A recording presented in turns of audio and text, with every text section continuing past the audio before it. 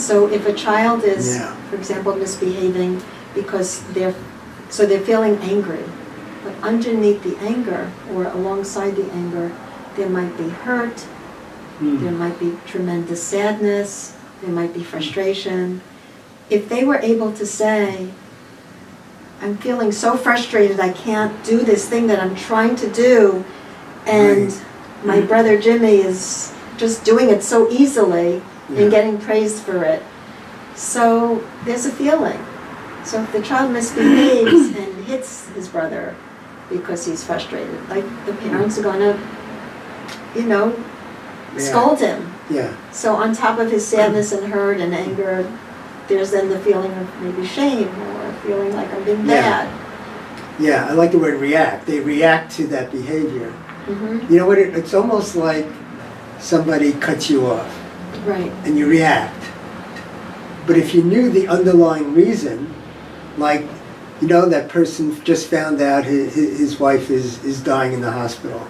I'm sorry, I shouldn't have yelled at you because now I understand why you did that. But if the child could say, I'm just tremendously, I'm feeling so sad and so hurt and so inept or so helpless, they just maybe feel these terribly painful feelings and they don't know how to say it, so they act out, they resort to behavior. So how about this? No one is asking them, they're reacting to the behavior like we said, but no one's asking them why. Maybe they could say why, but they're not being asked, we're not looking for that answer. I mean, that would be so strange for a lot of children that an adult, that someone would actually stop and ask, like, what's going on inside of you? They would be dumbstruck. They'd say, wow. Who is this? Like, what's going on here? Like, They're used to this. Yeah. I can give you a really good example. Here's a teenager bringing me a math problem. I don't know if I ever told you this. It happened to be the Pythagorean theorem. Mm-hmm. He's bringing the problem to me. So clearly he's learning it. Right. And I was explaining he couldn't get it. Mm-hmm. And I realized at some point there's something going on with him. And so I asked him, like, what's going on with, how come you're not getting it? Right, there's something that's not connected. There's some mental, like, block. Exactly. Okay. The reason I know it wasn't done in 4 years is because this was a case that was brought, and I had to testify in a hearing. Right. And I said, you guys took his future away from him. Because what happened, then I'll go back to the story, what happened is that he wasn't displaying work on the level of his colleagues, and they kept on decreasing the level of education. So he was in a class of kids who were intellectually disabled. Right. They kept on bringing him down. Right. He comes to me and he says, I want to take the SATs. Right. I started teaching him the SATs, 16-year-old. Yeah. He wants to go to college, and he's in a class of intellectually disabled kids. Yeah. So it's like they really took his future away from him. Yeah. Nobody in his system asked, what if you don't know what's going on, which is your question, at least allow the kid to talk. Right. So what he said was, problem, he had these interfering thoughts. Interfering ideas. Yeah, intruding. And I go, oh, okay, could you tell me what they are? And he told me what they were. Mm-hmm. And I said, it sounds like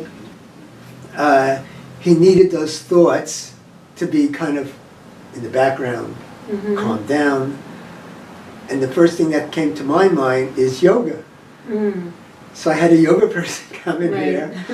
She, he tried to do a problem, he couldn't do it, right? And she did her thing for 20 minutes, half an hour, and just kind of got his mind in a certain place, whatever that means. And then he just did the problem like it was nothing. It's exactly So what you're saying makes me think that children are often preoccupied by worries and fears and doubts, and maybe they don't feel like they have so much power. Adults often put kids in their place and don't maybe encourage or think that children are able to do as much as they really can do or understand as much as they can understand. Empowerment is the perfect word. Because now we're talking about a kid. And there's an adult, whatever you want to look at the Right. power structure. These kids just don't say, hey, excuse me, let me tell you what I need here. Yeah, They're not being asked. yes. And if they're empowered, they don't have to be asked. They'll say it on their own. And if anything, that makes me think, like, if children express themselves, more than some adults feel comfortable, they may, they may put the child in their place, like, Right. that's not your job. That's right. It's, I mean, when I was growing up, I often heard children are to be seen and not heard. And I Right. always questioned as a child, what does that mean? Why can't I be heard? Like, why? Yeah. What's wrong with me saying something? Yeah. Like, that doesn't Yeah. feel right to me.